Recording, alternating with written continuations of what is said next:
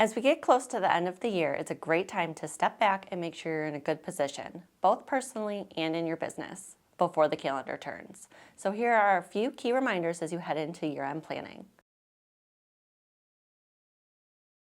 Let's start with businesses. First, year-end expensing.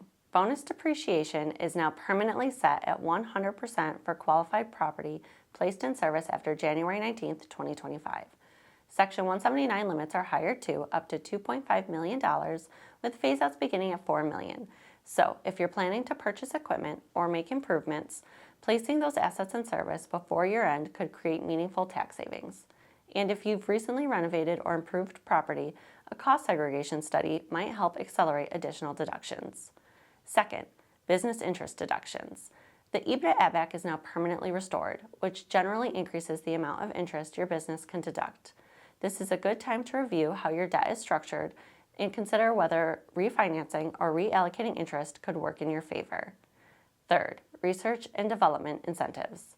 Domestic R&D expenses can once again be fully expensed starting in 2025, while foreign research still needs to be amortized.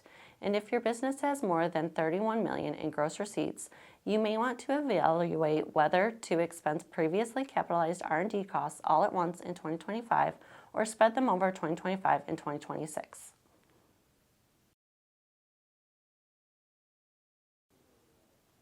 For individuals, year-end is also an important time to check in on your finances. Start with retirement and investing. Make sure you're maximizing your contributions to your employer plan, your 401k, 403b, or 457b.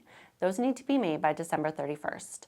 IRA and Roth IRA contributions can be made up until April 15th, 2026.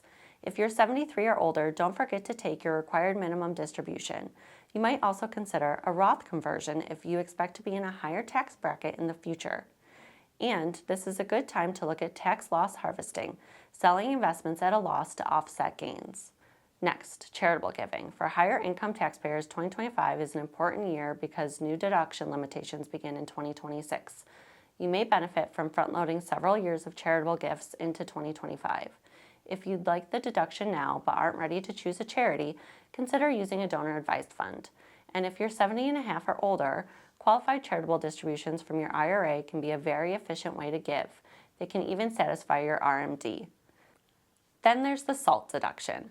For 2025, the cap temporarily increases to $40,000 with phase downs at higher incomes. If you're under the cap, prepaying certain state or local taxes before year end might make sense. Also take a moment to review your HSA and FSA accounts. If you have an HSA, make sure you're maximizing those contributions. And with an FSA, use your funds before year end to avoid forfeiting them. Most plans only allow for a small carryover. On the estate planning side, remember you can gift up to $19,000 per person in 2025 without using your lifetime exemption. You can also front load up to 5 years of 529 plan contributions, and paying tuition or medical expenses directly is always gift tax free.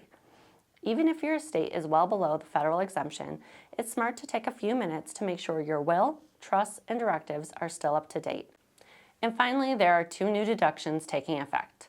A deduction of up to $25,000 for qualified tips, and a deduction for up to $12,500 in overtime pay, $25,000 for joint filers. Both of these phase out at higher income levels and run from 2025 through 2028. Year-end planning doesn't have to be complicated, but it does need to be intentional. If you would like to take a deeper look at what makes sense for you or for your business, our team at CTBK is here to help you.